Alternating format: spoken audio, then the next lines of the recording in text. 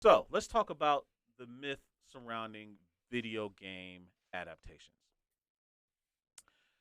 We live in a very charmed, Fortunate. fortunate era where we're getting video game adaptations left and right. We just had Uncharted last year. We've had two Sonic movies.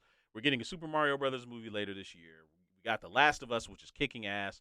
But even going back further than that, right? We've gotten a great Silent Hill movie. We've gotten Castlevania as an adaptation. And if you want to throw it all the way back, right? We've got Street Fighter 2, the animated movie. We had those Fatal Fury OVAs in anime form. Honestly, video game adaptations have been great for a long time. But for the majority of the time, I think a lot of people have been saying that if it's going to be adapted into live action or some other medium, it's going to automatically suck. We have plenty of examples of this, whether it be Tekken, whether it be King of Fighters, whether it be Dead or Alive, whether it be Super Mario Brothers, the original live action movie. But I wanted to ask you guys, do we feel that automatically assuming that a video game adaptation is going to be bad can pass away into myth and it's no longer relevant now? Sam Taro, you're new to the show. Kind of give us your opinion on this. Okay. I think that it is a myth. I think it's something that is thrown on these adaptations only because if you think about it, you have these games that you hold so dear to you. So the thought of it being messed up hurts you because it's nostalgic. But honestly, the majority of them, I feel like they're pretty good. They're bad ones for sure, but I think that the good outweighs the bad in this regard. Okay. Amarak, you've been the longest resident gaming, well, aficionado besides Daidokuji and GQ here. What's your opinion on live action or other adaptations of video games? Do you feel like it's a myth that they're going to automatically be bad? Not at all. I actually give more things more of a shot than a lot of people ever like would. So I'm a little different on this subject. Like I actually want to see like if people are going to attempt the project, how they're at least going to go about it. And I will find things to enjoy about things. But if there is something completely broken, then yeah. But like, I don't think that as soon as we hear about a Tomb Raider, um, we don't shit all over it. I just want to see what it looks like, and then I'll shit all over it if need be. Yeah. It's all when Daido? it comes to almost anything you watch though, after you watch it, because we've had some clunkers. The guy's name is Uwe Boll, and everything that he did made me want to wash my eyeballs out with whatever caustic solution you can find. Because he didn't have any respect for video game movies. He just threw whatever in there, slapped the name on it, and expect people to be like, "Oh yeah." There are other people who have tried, and they've been doing, pretty good job as of late. Even in the 90s, I was disappointed with Street Fighter. I'm not going to lie. I took time out Christmas Day. My uncle was in town, and I don't get to see him very often. I don't remember if my parents went, but I remember he being there and his girlfriend was there. And we went to go see Street Fighter. And Who wants to go home and who wants to go with me? that was disappointing. But Mortal Kombat, which came out not too long afterwards, was not disappointing. And I agree with Sam Taro there. There have been more good ones than bad ones. And the problem is the bad ones are the ones that everybody remembers and talks about more than anything else. I think what it is Yep. with that, honestly, because like you said, you mentioned Mortal Kombat. We all of us in this room enjoyed the first Yeah. Mortal Kombat. 100%. Now, the second Mortal Kombat, the second Mortal Kombat is where they started having problems. Yeah, well, It's like, what is this? what will you guys think? The worst part is bigger budget, worse, way worse. Like to the point, and I think that's kind of the problem. When they're bad, they are bad, and I think they get that huge, they leave that big huge eyesore of like, oh my god, that last Mortal Kombat movie they did was trash, and it's just like, okay, yeah, that movie was. This new one coming up might be okay. Now, granted, the most recent Mortal Kombat had needed some work too. Boy, So, did it. I Boy, I did had it. my problems with it. I didn't think it was bad and bad. It was just like you have a story already. Mm-hmm. You fleshed out that story even more. It's kind of like the thing with The Last of Us. You just take Oh no, absolutely, what works absolutely. and then make things better. But I think that was at least my problem with the most recent Mortal Kombat. They started off great. Scorpion, Sub-Zero, everything we wanted to see. And the worst part is they released it as a quote unquote trailer. It's like you release an entire scene as a trailer. You don't really leave much for me to go see in the film, in the movie or whatever.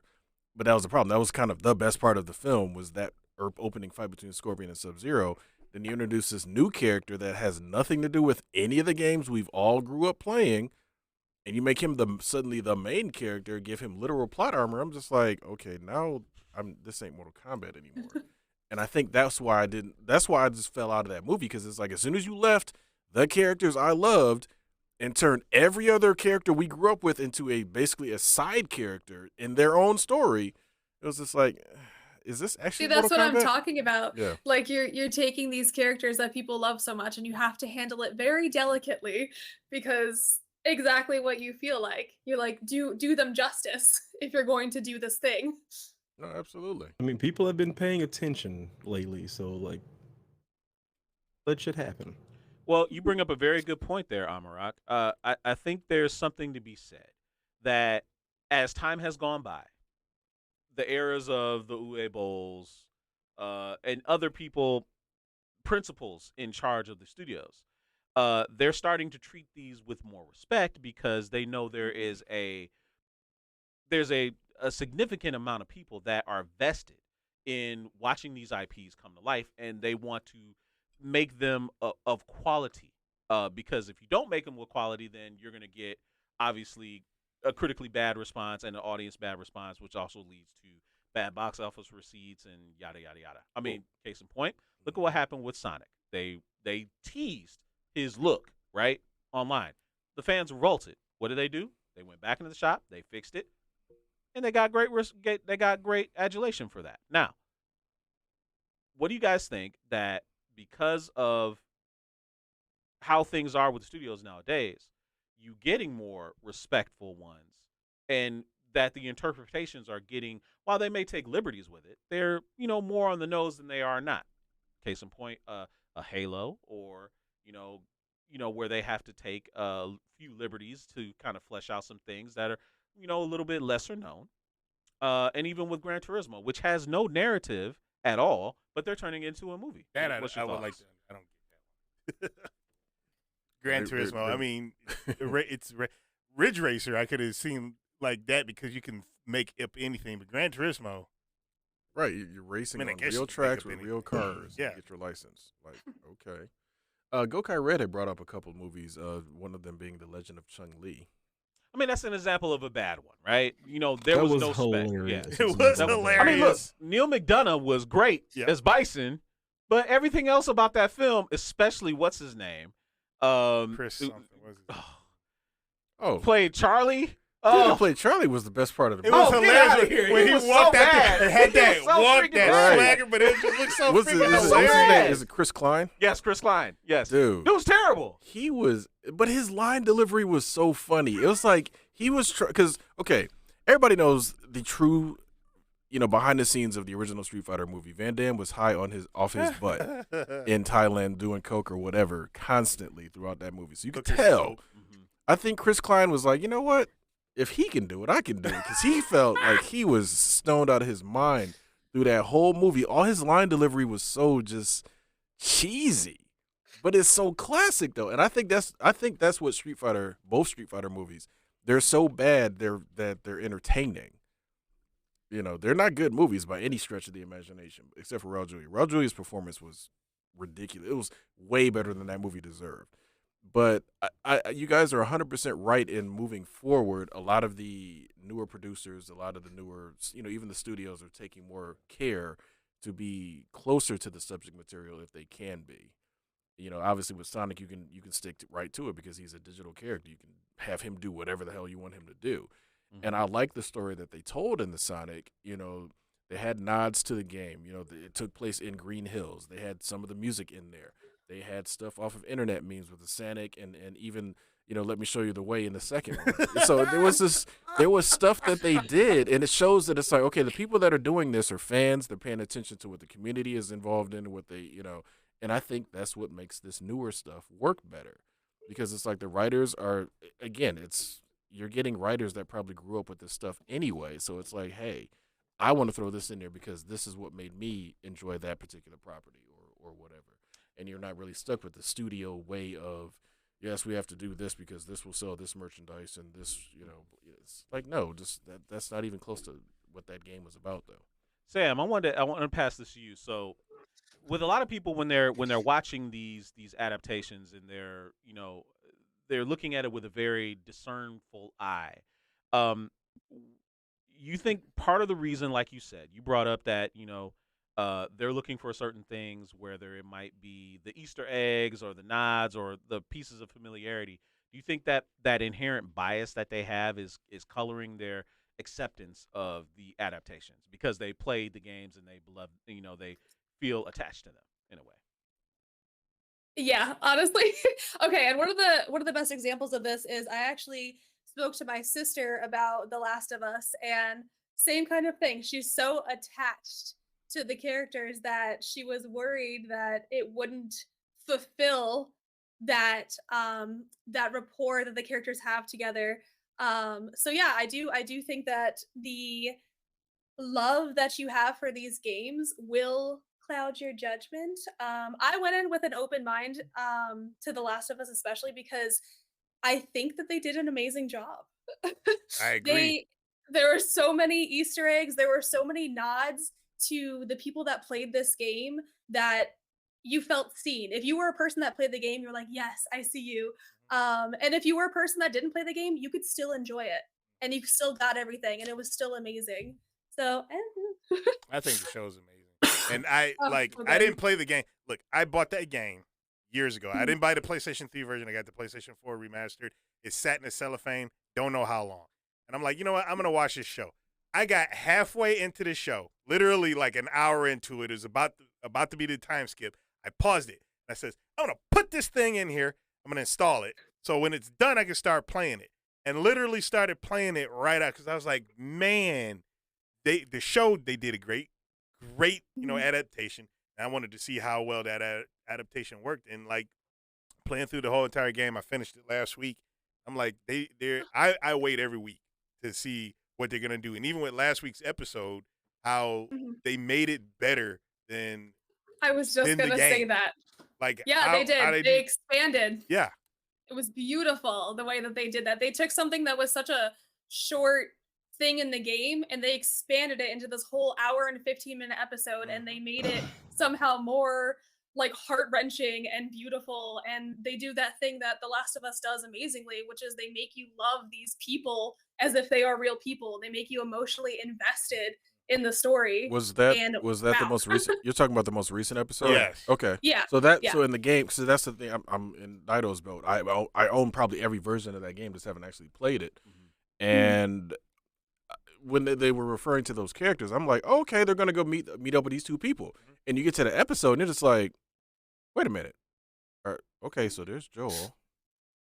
But that happened a while. That was a flashback, and I'm just sitting there watching, like, oh wait, are they gonna get to a point, and they're gonna get there, and like they're not gonna be there, and that's exactly what they did. I was just like, oh, and like you said, now not having a point of reference for that, I still could feel you could still feel it. Like that entire episode is like, dude, you saw the change in that one Bill's character, and then as you just go through, it's like, wow, man, that kind of sucks. Yeah. Oh, man. And this is like, oh my goodness, and it's just like, it's like, okay, that was really well written, and it was well acted and everything. So, look, if we're being 100% honest, that one episode will probably win an Emmy.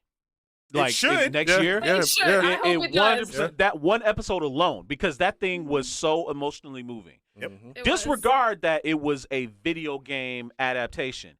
It was just great storytelling. Look, I was describing it to my wife, and she was getting tears in her eyes. See? Oh, see? Just describing it. Right. Heartstrings, like just wrecked you. Exactly. Exactly. No, they have struck a perfect balance with that show, and again, as a gamer, I understand the story of Last of Us, but I just, again, haven't played it, so I don't know all the nuance. But even the world building that they're doing, even in the first two episodes, it's like, oh, I've watched enough zombie stuff. I get it.